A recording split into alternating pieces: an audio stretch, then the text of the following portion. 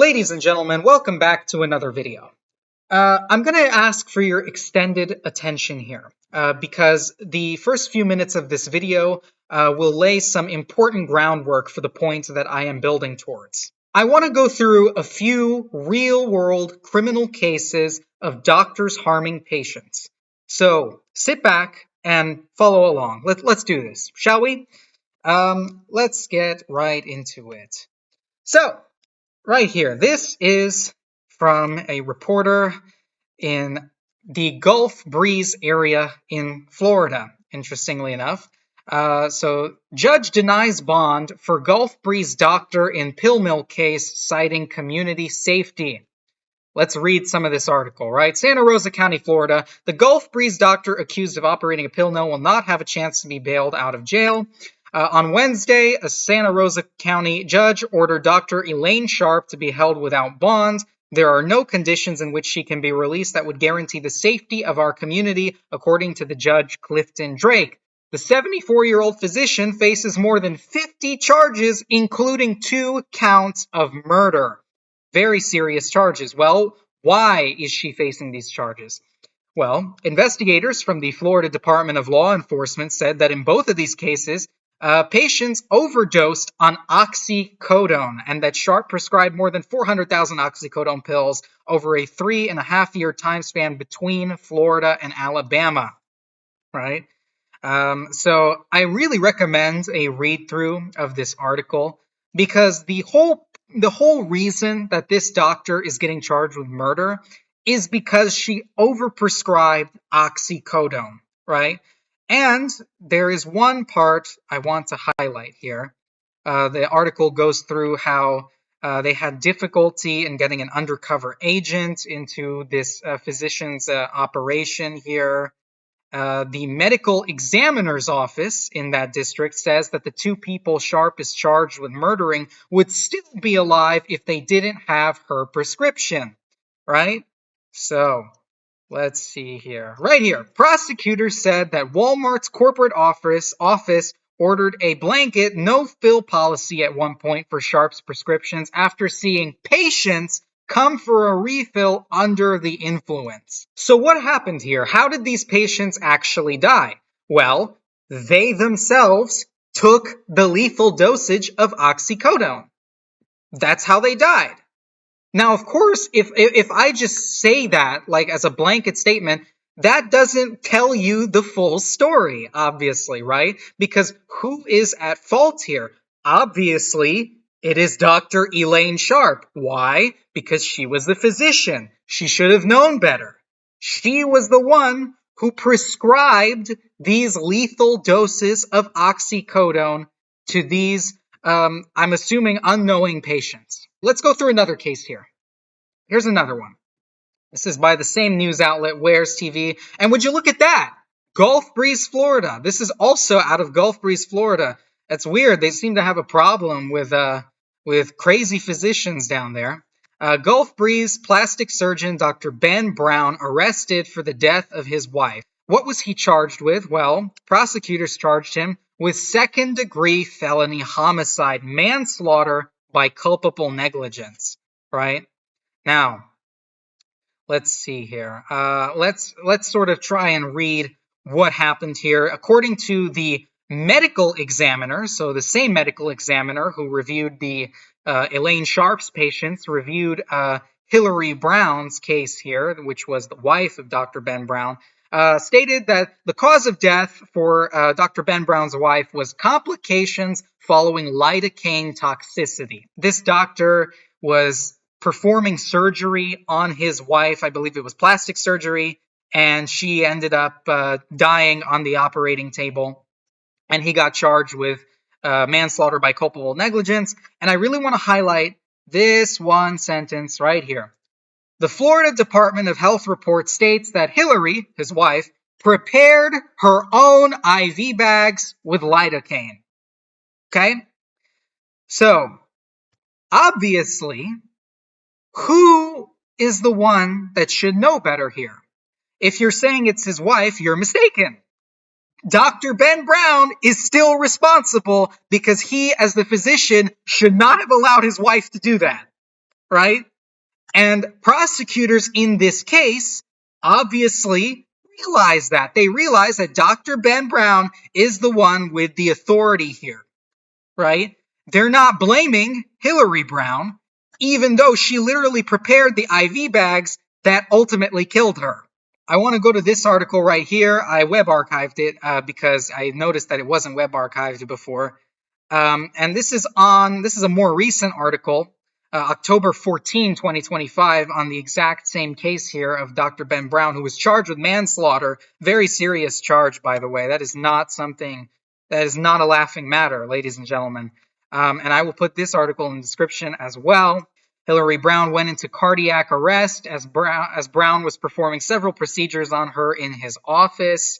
In his Gulf Breeze office. She never regained consciousness and died a week later when her family made the decision to take her off life support. Medical examiner's office once again states here that Hillary Brown died due to complications following lidocaine toxicity, right?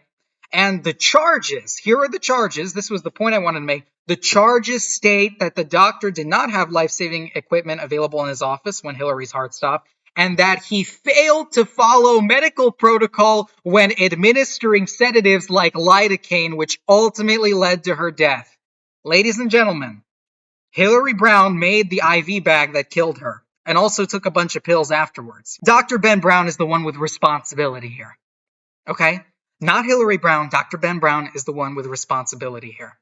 And it's very clear that prosecutors in this particular case agree with that. And that makes sense. Here is another case I just want to highlight. This was in January of 2024. You can see these cases, unfortunately, this is not uncommon, where ex-doctor George Blatty sentenced to 5 to 15 years for role in deaths of 5 patients on Long Island, right? A Long Island doctor ignored repeated warnings yet continued to prescribe massive quantities of opioids that killed 5 of his patients.